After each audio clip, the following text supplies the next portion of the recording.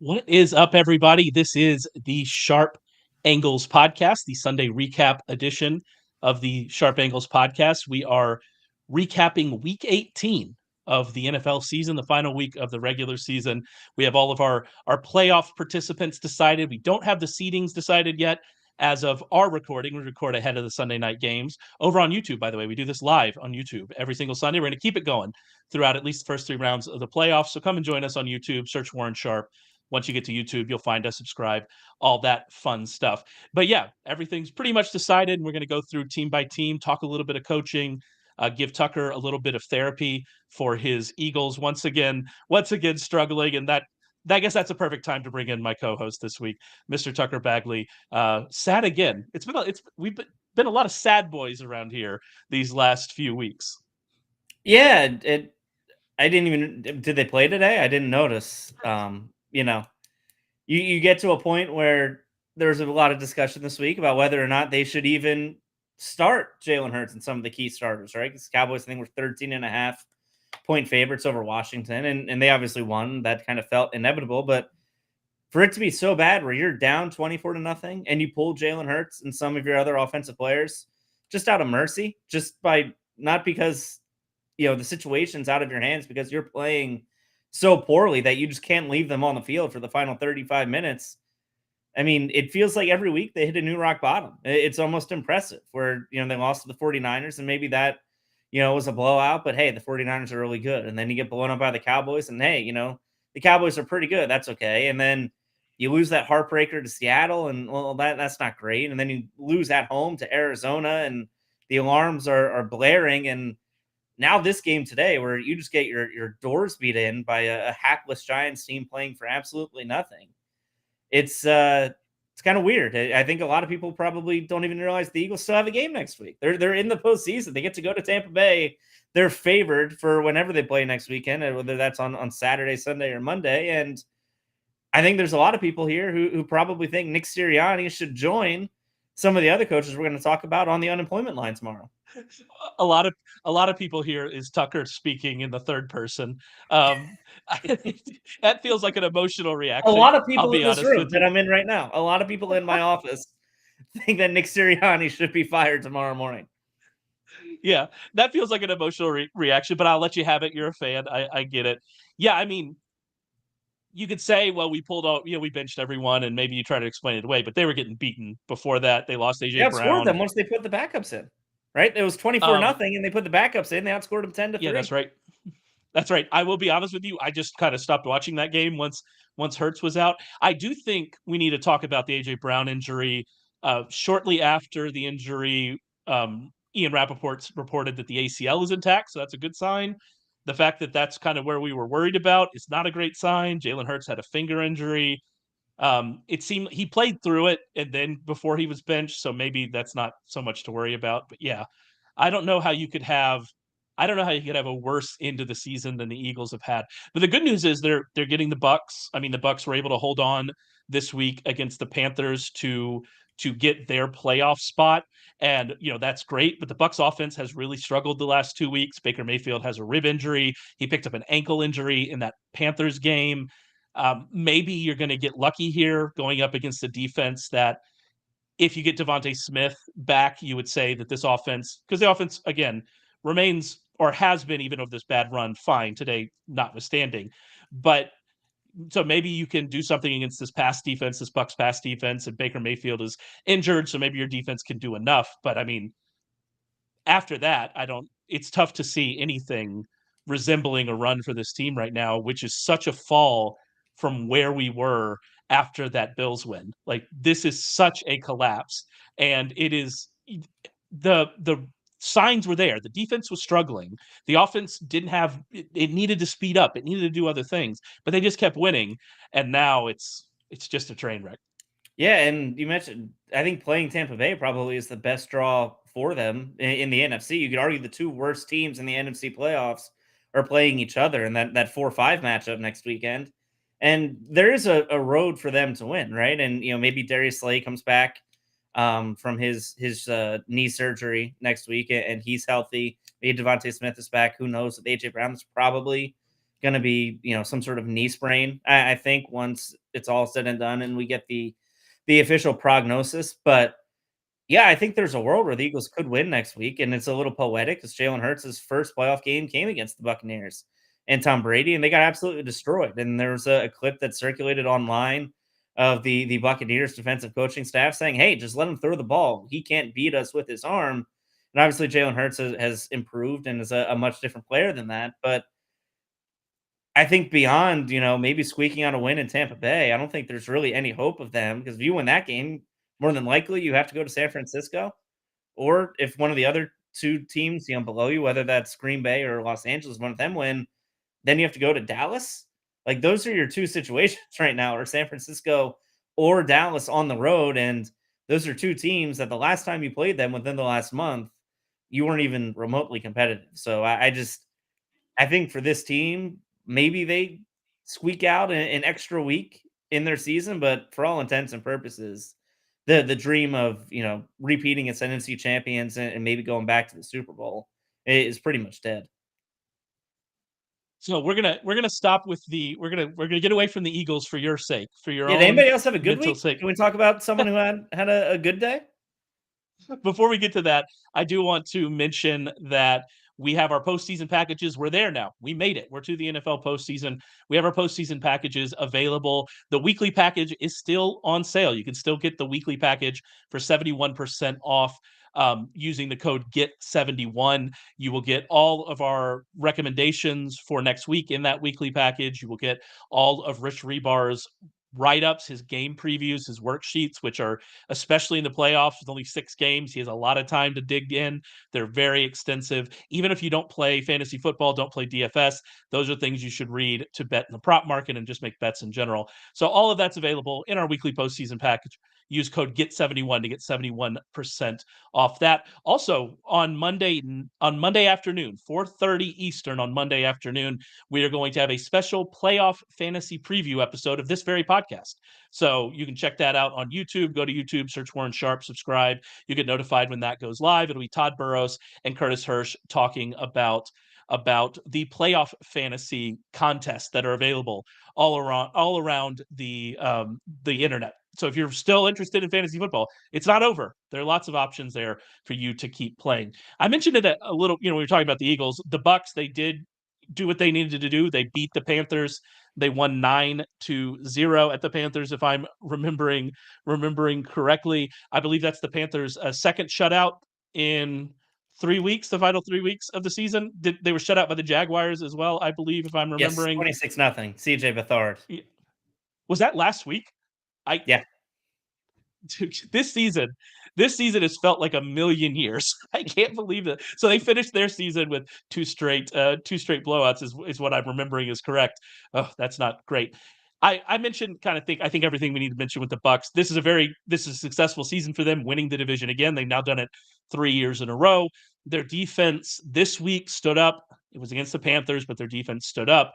But I mean, the way this offense has looked the last 2 weeks and the struggles that Baker has had, that with his injuries, and to be fair, I think the injuries have played a big role in that.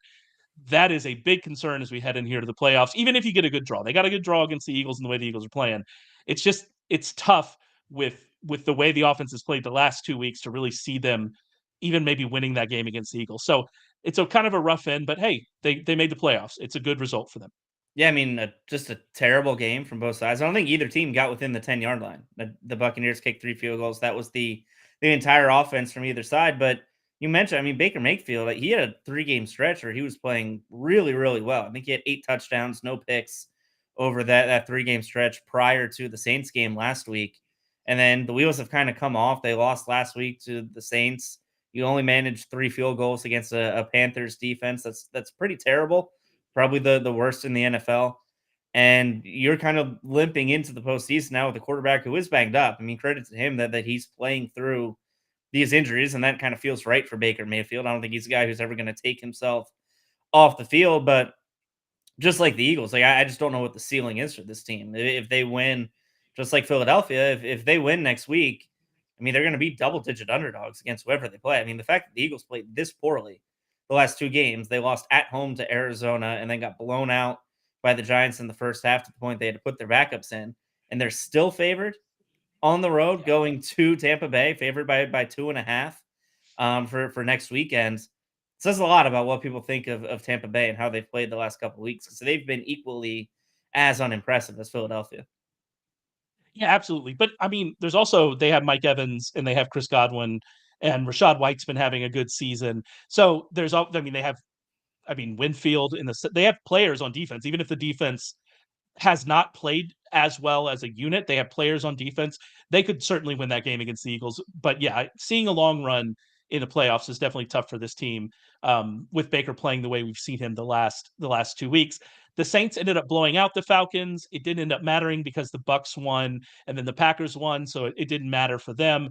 But the Saints, have ended the season very strongly, beating the Bucs, beating the Falcons, both of them in convincing fashion. And I think my takeaway here for the Saints these last couple of weeks is that they have a lot of young talent on that offense. They obviously have Chris Olave, they have Rashid Shaheed. Although now that I say that, I have no idea how old Rashid Shaheed is. He could be one of those hung around in the NFL for a while before he kind of made his mark. So he could be 28 and I wouldn't know that. But they have It's A.T. 25. Perry, who is 25. So yeah, still relatively young. A.T. Perry, who is is a rookie. Kendre Miller, who's a rookie, showed very well in this game, running back, filling in for Alvin Kamara. We'll kind of see what happens with that backfield moving forward. Derek Carr will definitely be back next year because of his contract, but I remain unconvinced he's going to get the most out of this offense, but at least there are promising signs for the players around him heading into the offseason for the Saints. Yeah, and I mean, my issue was them giving Jamal Williams the garbage time touchdown to make sure he got one on the year. A day after I tweeted, "Hey, Eh, the 2022 NFL touchdown leader might not score this year." Like that seems pretty crazy to me. And the Saints must have read that tweet and decided to do that and get Arthur Smith all fired up at the end of the game. But yeah, I mean, the Saints are a team that I think are going to have a lot of people thinking they have high expectations heading into next year. But you mentioned like a team quarterbacked by Derek Carr, I just think has a ceiling that they're going to reach, and it doesn't end in February for Derek Carr, right? And even though they have a lot of talent really on that offense, you mentioned Shaheed and Olave and Perry. As long as Derek Carr is their quarterback, I can't trust that team or believe in that team to win 13 or 14 games or go deep into the postseason in the NFC. Yeah, if I'm remembering correctly, Derek Carr has one playoff appearance. Is that true? I know his I best can't. year he got hurt and didn't get to play at the end of the Oh, year yeah, that's probably right. in That's probably 2015 right. or Yeah, that's right. 2016. Yeah, but 2022, that was the field goal against the Chargers, and so they definitely made the Yes. playoffs then. But yeah, not a ton of playoff success there for Carr, but he was hurt all year long. I mean, And he right was from the unbelievable today. He was 22 of 28, 4 touchdowns. He's not a guy that today isn't the day to be beating down Derek Carr because he's actually played pretty well over the last month or so. and he does have. I mean, you mentioned his great season. He had a run there where he was playing very well. So it is in him, and so maybe we didn't see the best of Carr because of injuries and kind of what was going on. But yeah, it at least is a question mark heading into the season for this team. I'm glad you mentioned Arthur Smith and his tirade at the end of the game for the Saints getting that touchdown to Jamal Williams. Is that the By the way, last we Dennis see of Allen Arthur came. Smith? That's the interesting question. I do want to talk about Dennis Allen for a second. He came out after the game and said that he had ordered the team to take a knee and that they scored with Jamal Williams anyway. And so that's both him throwing his team under the bus and saying that his team just disregarded what he was saying and what he wanted them to do. And that feels like maybe not the best thing to put out to the public. That's just all I'm saying, Dennis Allen. Maybe that wasn't the best way. But yeah, with Arthur Smith, he was very mad about it. I kind of think we've seen the end. The behavior of Arthur Smith, like he's been, and we mentioned this, I think it was about a month and a half ago. He's been very short with the media. Obviously, this situation, he's upset. There were images of him on the sideline just looking despondent. It seems like this is the end for him. We'll have to see what happens. By the time you're listening to this, you might already know. Like I said, we are recording this ahead of Sunday Night Football on Sunday. None of this is going to matter for the Falcons unless they get a quarterback. And so maybe that's his argument. But then, given what we've seen with Kyle Pitts and Drake London and Bijan Robinson, you have to wonder, Do we trust Arthur Smith to use a quarterback if they're bringing in, let's say, Russell Wilson? Are they go and find, or they trade for Justin Fields? Do we trust Arthur Smith to even be able to use that quarterback correctly? You have to have some questions after what we've seen the last few years from him. Yeah, I think it's interesting because Arthur Smith got the job based on what he did in Tennessee, right? And what he did in Tennessee. Those Tennessee offenses with Ryan Tannehill were amazing. Like they And were he like used Derrick second, Henry, third in the season. Exactly. right? Like he got this job based on basically riding Derrick Henry for 25 plus carries every game. And it's kind of funny now that his tenure with Atlanta might end because his refusal to use Bijan Robinson and some of the other high priced weapons they brought in, through the draft. But yeah, I just think if you're the Falcons front office and you're the GM and you're saying, hey, dude, I got you these guys. I brought in, Drake London. I took Kyle Pitts in the top 10. And maybe Kyle Pitts isn't the guy we thought he was when he got drafted. But, we took Bijan Robinson. He had an unbelievable catch and run today for a 71-yard touchdown. That might have been the most impressive play I saw all day today. But the talent's there, and not just his inability to use it, but his refusal to get those guys touches and involved in the offense on a week-to-week basis. If you're a GM, if you're a member of that front office and you're fighting for your own job security, he's a pretty easy scapegoat because you can basically say, it's not my guys, it's the guy cooking in the kitchen, and that's Arthur Smith. Yeah, and I mean but if you're the GM, you also have to answer questions about taking a team that had an already established running game and not trying to get one of the quarterbacks in this draft. You have to answer questions about going in with Desmond Ridder and thinking it was going to work. To be fair to Desmond Ridder, there were spots in this game where he played really well, made some good throws. So again, this could be a question of, is Desmond Ridder maybe better than we think he is because of what's going on in that offense otherwise? So there are lots of questions, but I think that the easiest answer, the easiest first thing to try is to see if a new coach helps, and I think that that's probably what we'll see. The final playoff spot came down to the Packers beating the Bears, which they were able to do. They earned the final playoff spot. The Packers are, because the Rams won. It was a very weird situation. I kind of went in to the end of the games thinking, all right, yes, we're going to see the Packers as the 6th seed and the Rams as 7th seed. Rams come back. Carson Wentz gets the game winning touchdown, and then the Packers are going to be the 7th seed heading to face the Cowboys. That is not a great draw for them, but what I would say is that Jordan Love has looked really good. Today was another good game for Jordan Love. They only scored 17 points, but I continue to say this Bears defense is good. They were able to run the ball against this Bear defense, which is, that's saying something. This defense had been really good against the run. And then the Packers defense has been playing a little bit better. At least it certainly did this week. So they're heading in with momentum. They're heading in feeling good about where they are. But it's a tough draw for them getting a trip to Dallas as your first game. Yeah, it certainly isn't going to be a game that a lot of people expect is winnable. But I think for Jordan Love and the Packers, it certainly is a step in the right direction. This whole season, basically, if you're a Green Bay, the season came down to, is Jordan Love the guy for the future? Is he our next franchise quarterback? And I think he answered those questions, right? I think the answer to that is yes. And now you have a combination of Matt LaFleur, who's had success in the NFL, had success with Aaron Rodgers when he was there in Green Bay. And you have Jordan Love, who I thought played really well today, had over 300 yards, only 5 incompletions. They struggled in the red zone a little bit, but they were really good on third down today, which definitely helped, even though they only had 17 points. I mean, this is a team I think can move forward now, knowing that you have your franchise quarterback and you have your head coach. And in that division, that's quite a lot, right? Like that puts them pretty much second behind Detroit right now as, a team that has those two building blocks, because the other two teams in Minnesota and Chicago, maybe Chicago does, and they're, kind of on the fence as to whether or not it's Justin Fields or Caleb Williams as their franchise quarterback. But there are two teams in the NFC North right now who know who their quarterback and head coach will be next year, and it's Green Bay and it's Detroit. Yeah, the Minnesota situation, and that game they ended up losing to the Lions. We'll talk about the Lions side of it, but I do think the Minnesota side of it's interesting because First of all, they had no business. They had a chance to make the playoffs today. It was a very slim chance, and they ended up losing anyway, so it didn't matter. But they came in today with a chance to make the playoffs. And given what they've gone through this season, I think that's relatively impressive. The injuries that they've dealt with, Justin Jefferson missed a lot of time. Kirk Cousins been out for a long time. That's been a relatively impressive performance from that team and that coaching staff to even be in that situation. But now you have the quarterback situation to answer. Kirk Cousins is headed to free agency. Do you just run it back?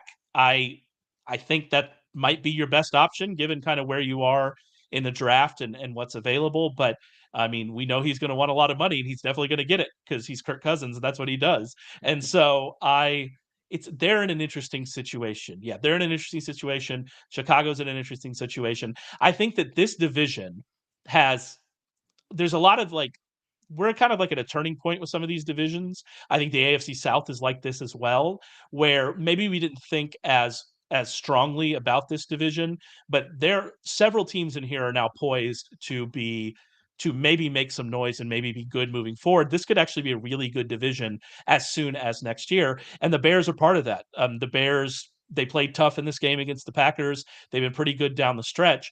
I don't envy the decision that they're going to have to make this offseason. I think it's a really tough decision. But I think their roster's in a good spot. They have a lot of draft capital, and they're at least in a position to make a high end decision on a quarterback. And there aren't a lot of teams would like to be in the position that the Bears are right now. Yeah, but do you trust the Bears to make the right decision? It's been like I 40 do, years since they made a because right decision. that's not true. Like this roster, they made the Chase Claypool thing sticks in everybody's head, and that is pretty indefensible. But they got DJ Moore in that trade with the Panthers. That's going to end up looking like a wonderful trade. And this roster as a whole, some of the draft picks that they've made, especially on defense, getting in Montez Sweat and the way Montez Sweat has played, their offensive line is better than you might think it is based on the sacks that Justin Fields takes. I think that if you look at this roster top to bottom, this roster is a playoff roster. They didn't have Justin Fields for a while, and we don't know if Justin Fields is the quarterback to kind of take that. They could use another wide receiver, right? There are things that they could certainly do, but I think that this Bears roster is better than the Bucs roster. Like I think that kind of where they are is actually not bad. And do I trust them to make the decision? No, because this is a really hard decision and lots of you're almost flipping a coin. Like you're both are unknowns. We don't know if Fields will develop as a passer. We have no idea if the rookie that they end up drafting, if they decide to trade Fields, will be good. I would probably take the rookie because one of those unknowns is attached to a much bigger contract than the other one, and so I'm going to take the smaller contract. But I think that it's almost a coin flip decision. So it's not about trusting whether you make it. It's just, are we going to get lucky? It's kind of where we are with them at this point. But I actually think their roster I think it's good. I think they deserve some credit for where they are. And they did. They have played better. Like they started out 0-4 and they finished 8-9. So you kind of extrapolate that out. They finished 8-5 over the last 13 games, which isn't terrible at all. But I mean, you mentioned it's such an interesting situation, and it's a situation that probably 26 or 27 other franchises would love to have.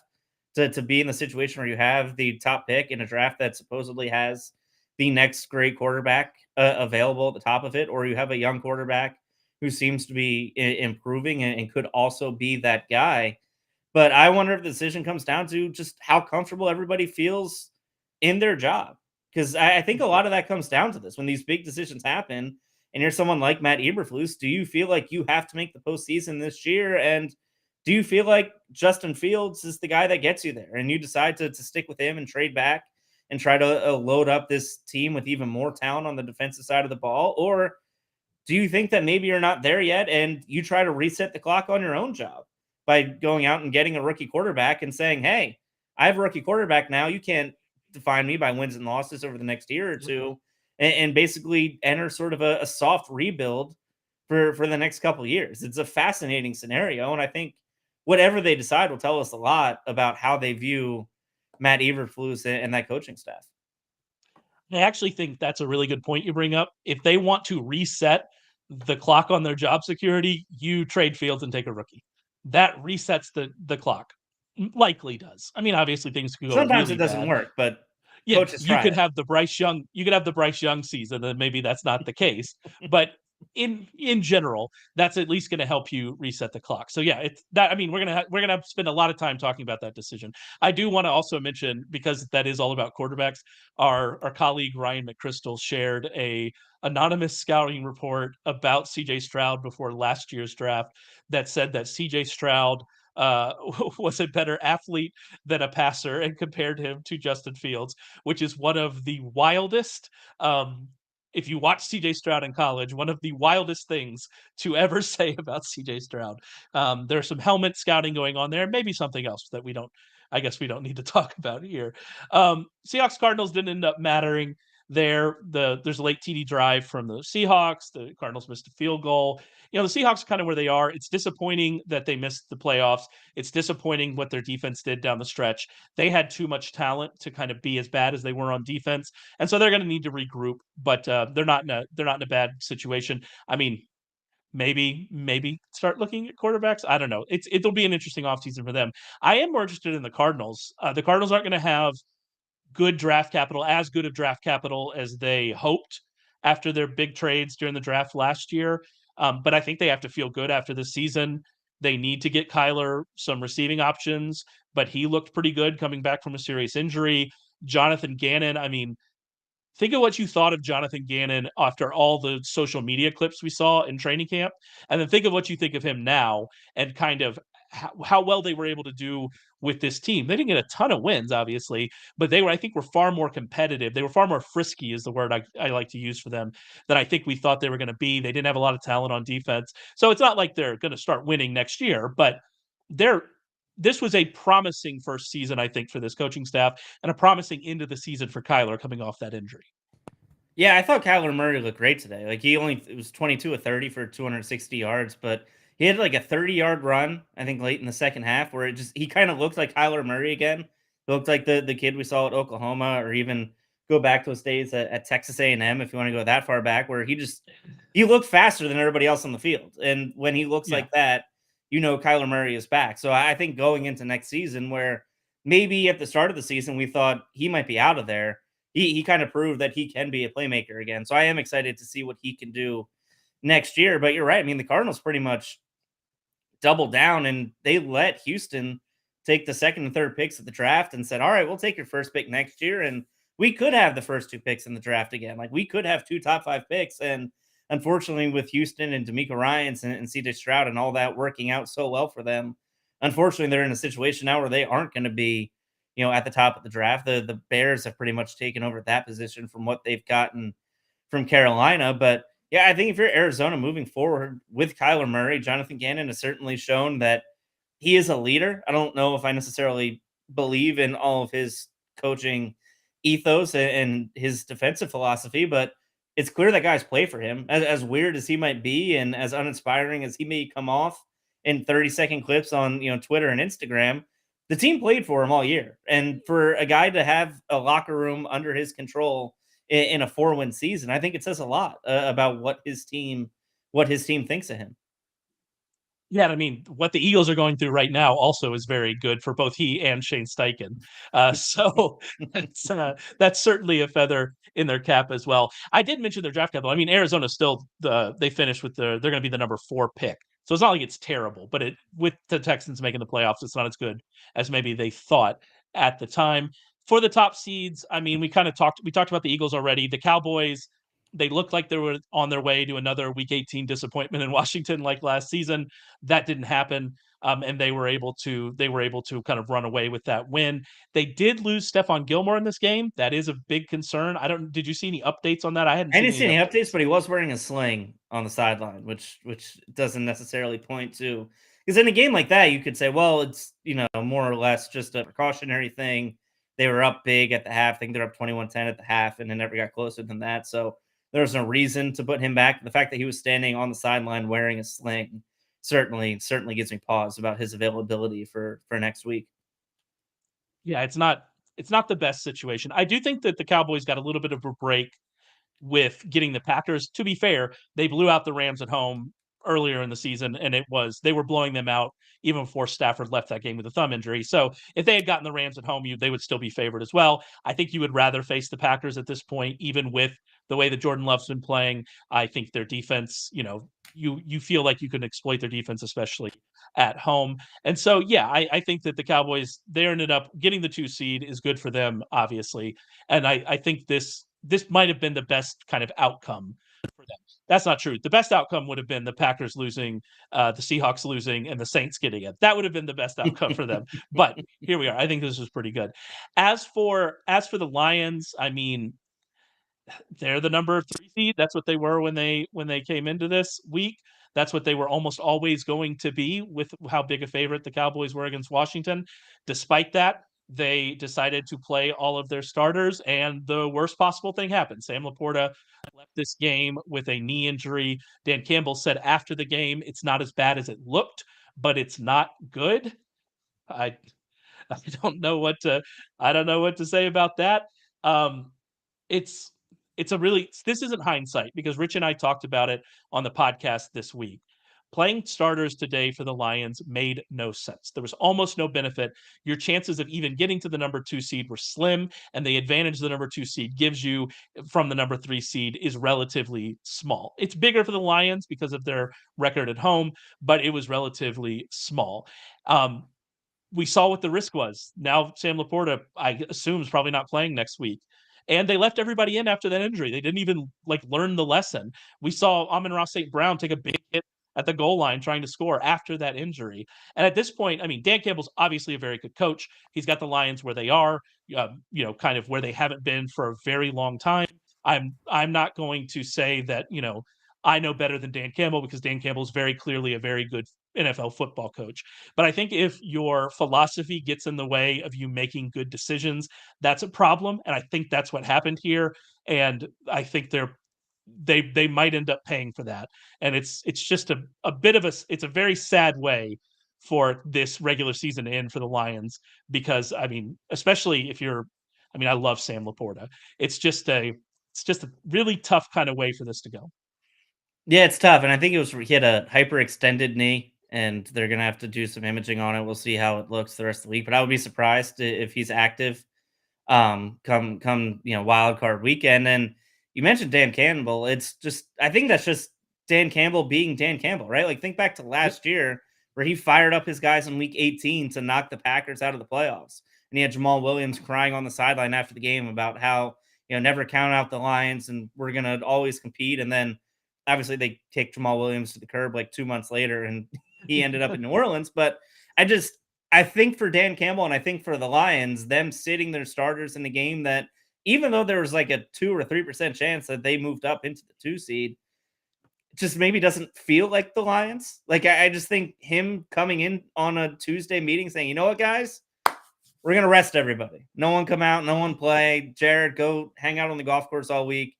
Just doesn't feel like what he would do. And I don't know. I as much as I disagree with it, I wonder how the locker room and that franchise would take it if Dan Campbell kind of waved the white flag in the middle of a week.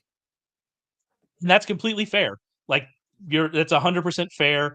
And at the end of the day, this Dan Campbell's philosophy and the way that the aggressiveness at which this team continues to approach everything, like game planning, play calling, all of that, is what's got them where they are. And so this philosophy has gotten them here. I just think there are occasions in which you have to take a step back and say, am I doing this because this is the right thing to do, or am I doing this because this is the thing I normally do? And I think at this point in time, this was just because this is how we are, not because this is what we should do. And I think you kind of have to make some decisions about that. But here we are. They're in the playoffs. They've still got Amon-Ra St. Brown. They've still got 2 good running backs. Still got a really good offensive line. They get an interesting game against this Rams team. Matthew Stafford coming home. And this Rams offense with Stafford and Puka and Cooper and Kyron all healthy is one of the best offenses in the league. And if you have the Lions with the defense that you have, that's a tough draw, right? That's a tough draw. So it's interesting to see where we go from here. So we're set in the NFC. No questions left in the NFC. 49ers bye, Cowboys 2 seed versus the Packers. That is the Packers actually plus 7.5 there. Number 3 Lions versus number 6 Rams. The Rams are plus 4, and then the number 4 Bucs and the number 5 Eagles. Eagles minus 2.5 on the road against the Bucs. So that's what we'll have next week, and we're recording before they announce the schedule, so we don't know that, but those are the matchups there. Let's take the AFC. The Jaguars lose to the Titans, fall out of the playoffs. Just an absolutely dreadful loss. Trevor Lawrence did play in this game, but I mean, the defense gave up 5.9 yards per play to the Tennessee Titans. That's just awful. They give 6.7 yards per carry. It's awful. This defense has been part of the downfall of this team over the second half of the season. The Jaguars were 6-2 heading into 6-2 heading into their week 9 bye. They went 3-6 the rest of the way. Their one win over the final 6 weeks came against the Panthers without Trevor Lawrence. Trevor Lawrence was not in that game. It's an awful, awful, awful loss against a team that, to be fair, was coached by Mike Vrabel, who we knew wasn't going to shut it down, had Derrick Henry in what now is very clearly his last game in Tennessee. So the Titans had a lot of motivation, but the Jags going in there and losing this game is it's unacceptable, and it highlights the issues that they've had over the back half of the season. Yeah, I mean, for a team that was 8-3 and second in the AFC standings heading into December, not making the postseason and going 9-8. I mean, you're 0-5 with Trevor Lawrence since that point. He has 10 turnovers in those 5 games. And as a franchise now, and you're looking forward for a season that really felt like it had all the promise in the world. Like, you were above the Bills, you were above the Chiefs, you were in the thick of it with a lot of these AFC powers through the first 3 months of the season. And then just to have the wheels come off the way they have, it sets up for a really interesting offseason, because even though this is only year 2 with Trevor Lawrence and Doug Peterson, Trevor Lawrence is eligible for a contract extension, as of the beginning of the offseason. And I'm really curious as to what kind of money he's going to command from the Jaguars. Like, does he get 45 or 50 plus million like the other top of the market guys? Because I don't think he's necessarily done much in his career to warrant that. But if you're the Jaguars, I don't know what plan B is, and he might just have to kind of lock him in. I mean, yeah, I think they could let it ride. I mean, they've still got a couple years, especially with the 5th-year option. Right. And so I think they could just let it ride. And what I'll say about Lawrence is I'm not going to panic on Trevor Lawrence, because before his ankle injury, he was doing fine. Like, it was okay. He wasn't having a great season, but if you just look at, what he was doing when he was kept clean, that's a very sticky stat. And so that's what I like to look at if I'm just trying to isolate quarterback play. He was like 13th in EPA per pass before the ankle injury. That's not great. It's not terrible. He was 5th in that metric the year before. So he's kind of shown that he's in that top 12 range. The ankle injury really changed things for Lawrence. His ability to be accurate down the field was dramatically affected by that ankle injury, and then we just never saw him get it back. We saw him make a few plays down the field in this game, but we saw kind of some of that scattershot thing, passing going on. And all of that said, if it's just like it was off the fingertips, if Calvin Ridley catches that ball that's off his fingertips, if it's just a little bit closer to him, or he's just a little bit closer to the sideline, he walks in the end zone in the playoffs. And so we have to just really kind of say we're not going to overreact to this. However, heading into this season, the Jaguars were the clear class of this division. We're in a much better spot than every other team in this division. That is no longer true. They are not in a better spot than the Texans. They might not be in a better spot than the Colts. That is a massive concern as we move forward, and highlights the changes they need to make. They need to find players on defense. They have to improve this defense. They need to improve this offensive line so they can actually, create lanes in the running game and protect Trevor Lawrence. They have real issues on this roster, and now suddenly they have real competition in the division. And that's a tricky combo for a team that we felt a lot better about 5 months ago. Yeah, and that's what's crazy is you mentioned all the issues they have across the roster, and they're certainly fixable issues. But I think if you're Jacksonville, you came in to this season thinking we have Doug Peterson, we have Trevor Lawrence, we have the clear-cut best head coach and best quarterback in this division. And looking ahead to 2024, you might have the 3rd best head coach and the 3rd best quarterback in this division, depending on how Anthony Richardson develops next season, because he played pretty damn well under Shane Steichen before he got hurt. There's a situation now where your clear-cut advantage over the other teams in this division are no longer there. So not only do you not have a leg up in those two situations, the rest of your roster still has a lot of questions on the defensive side of the ball and on along your offensive line. And it sets up for a really interesting offseason for Jacksonville, who I still think can be a good team. And Doug Peterson's a coach who has won a Super Bowl, and Trevor Lawrence is a guy who has flashed at times. I don't think he's, the next coming of Peyton Manning or whoever your generational quarterback is, like some people thought he was coming out of Clemson, but he certainly can be a difference maker at quarterback. But now you're heading into an offseason where, I mean, we don't know what Houston's going to do in the postseason, but you head into an offseason where you're no longer the hot pick to win the division. And I would bet a lot of people next August, when people are picking who's going to win the division, who's going to make the playoffs at that division, it's going to be mostly Houston. I don't think there are going to be a lot of people picking the Jaguars to win the division next year.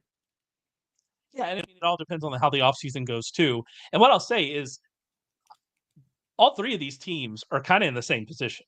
Mm-hmm. And I think the Jaguars might feel better about the quarterback situation just because they have more success. The Colts probably feel the worst about theirs because they don't know exactly what Richardson is. But when Richardson was on the field, he played well. They're all three of these teams are in very similar position, and that sets up an interesting next couple of years in this division. The team that's not in that conversation is the team that beat the Jaguars today, and that's the Tennessee Titans.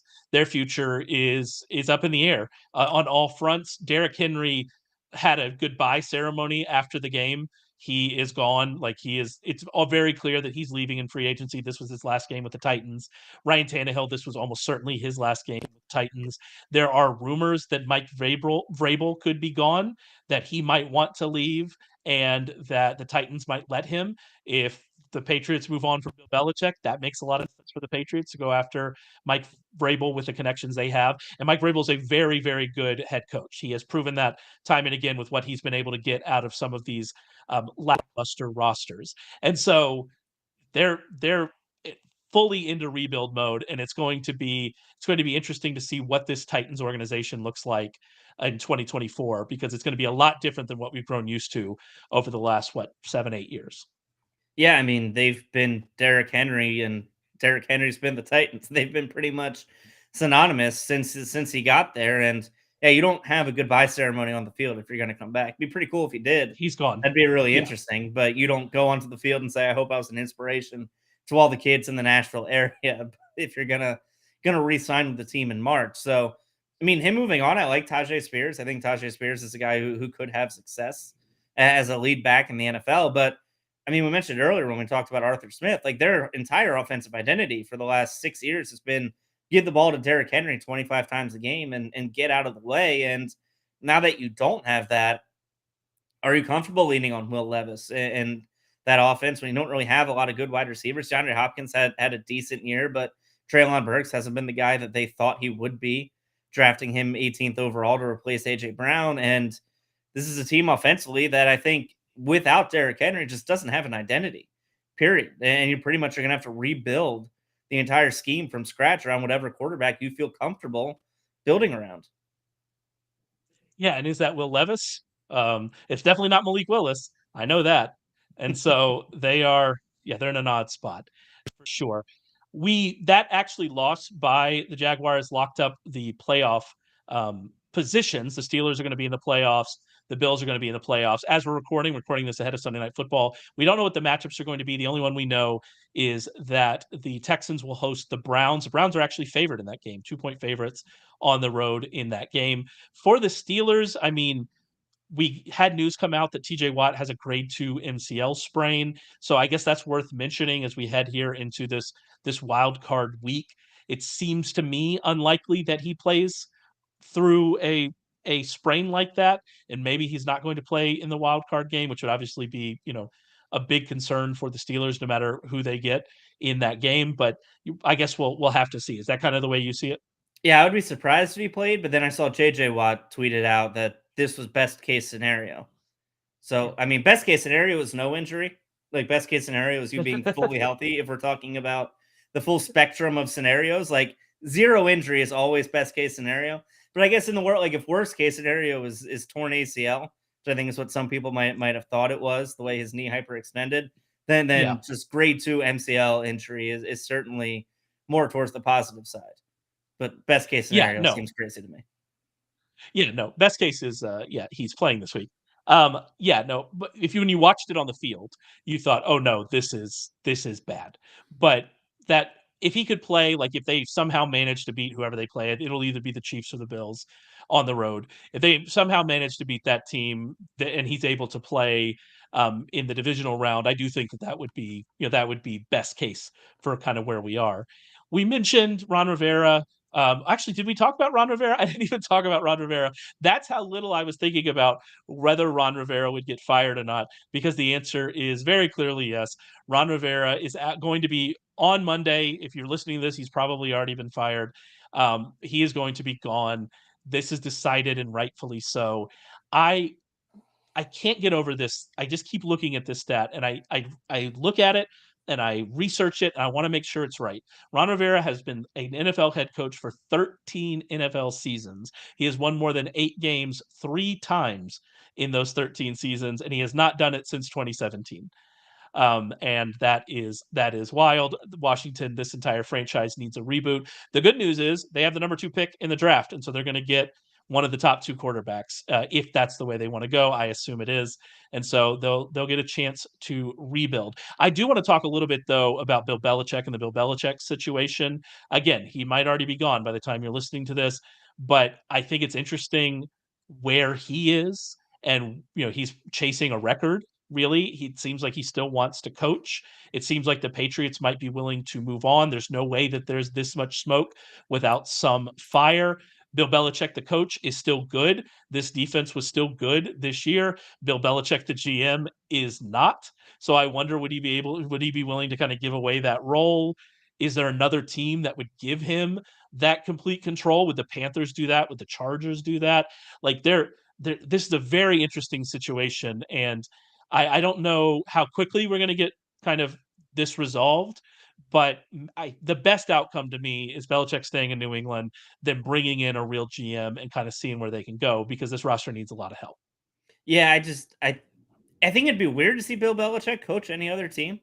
Like he's done it for what 25 years now. Just let him stay in New England and bring in a GM and kind of let him stay in a place that's comfortable. But it would be really interesting the kind of interest he would generate if he does become available, because you mentioned like there are teams that are going to be out there. Maybe he's interested in going to Los Angeles and replacing Brandon Staley and working with a young quarterback like Justin Herbert and trying to fix that defense. Maybe he's interested in basically the blank check that David Tepper would offer, because David Tepper is that kind of owner and he's so impatient. He would give Bill Belichick like $25+ million a year, get to come down in Carolina and coach there. Maybe he goes to Washington because Vince Lombardi finished his career in Washington and Bill Belichick wants to outdo him by coaching more than one season there. But I wonder, like, if Bill Belichick becomes available tomorrow, are there other teams who are on the fence about firing their coach who maybe think, well, if we can make a run at this guy, maybe we don't keep our guy around? And I don't know if you can necessarily interview Bill Belichick before you fire your own head coach. Happens sometimes in baseball where you can do that. The Cubs did it with Craig Counsell and David Ross a few months ago. But I just think it would be a really, really interesting situation where Bill Belichick, despite all the struggles that his team has had in the last couple of years, Bill Belichick, the coach, is still better than almost any NFL head coach. I think you'd have a hard time finding a handful of teams who'd rather their head coach than Bill Belichick. And I wonder what kind of interest he would generate from teams who feel secure with their head coach now. But if he's on the open market, do you make that call and maybe gauge his interest and see what he's up to? Like, does he still warrant that even at the age of 74? I mean, he does, but again, what Bill Belichick, just getting the coach, or does he want roster control? Because if he wants roster control, we've seen what that now results in New England, where we are. Not good things. It obviously was very good for a long time, and so, but recently it hasn't been. And I wonder, if maybe he's just not able to do that anymore. Because you're right, as a coach, he's still very good. He's still one of the best. So yeah, that's going to be a fascinating story for the entire offseason for sure. I don't think there are going to be any other coaches. I don't expect any surprises. Of course, you never expect surprises. I mean, it seems like Matt Eberflus has done enough. Robert Saleh, probably not, with all the quarterback issues they've had. But any surprises? Any people you're kind of on the fence about if you think they're going to get fired this week? I don't think so. I think it's pretty clear cut the way the season has progressed, and you won't entertain my Nick Sirianni getting fired No, I will scenario. not. I No, mean, I will just not. I know you won't, but let me break. Like, I think what's happened over the last 6 weeks is worse than the way the Doug Peterson era ended, who won a Super Bowl. It's worse than the way Chip Kelly's era ended in 2015. And Jeff Lurie is very, very aware of the public perception of his team. And the fact that Nick Sirianni enjoyed gloating, enjoyed celebrating, enjoyed dunking on his opponents as the team was doing well over that 35-week stretch that they were, unbeatable. The fact that everything's kind of come back around and now people are laughing at the Eagles and laughing at his head coach. I do wonder, like, I think if they beat Tampa Bay, he's back. But if they get blown out, if they lose 31 to nothing to Tampa Bay next week, if there isn't a serious discussion in that building about should we bring this guy back, because clearly the way that he has represented our organization over the last 2 years and the way it's kind of come back around isn't necessarily how we want it to go. Yeah, I don't see it, but then again, I'm not an Eagles fan. I don't live it like you live it, and so we'll have to see. I do want to make mention. We talked about Arthur Smith earlier, but obviously Arthur Smith is also on that list of people that could be losing their job, and I seem after what we saw today, probably will be. All right, that's it for us. Week 18. Remember, we're going to have a special episode at 4:30 Eastern on Monday, a fantasy playoff preview with Todd Burrows and Curtis Hirsch. Make sure you check that out. It's on our YouTube. Go over to YouTube, search Warren Sharp. You can find our YouTube channel, subscribe. We'd really appreciate that. Also, remember if you're interested in betting or DFS in the playoffs, we have our playoff package. You can get 71% off the first week of our weekly package using code GET71. Go to sharpfootballanalysis.com for more information on that. And we will be back to talk with you next week.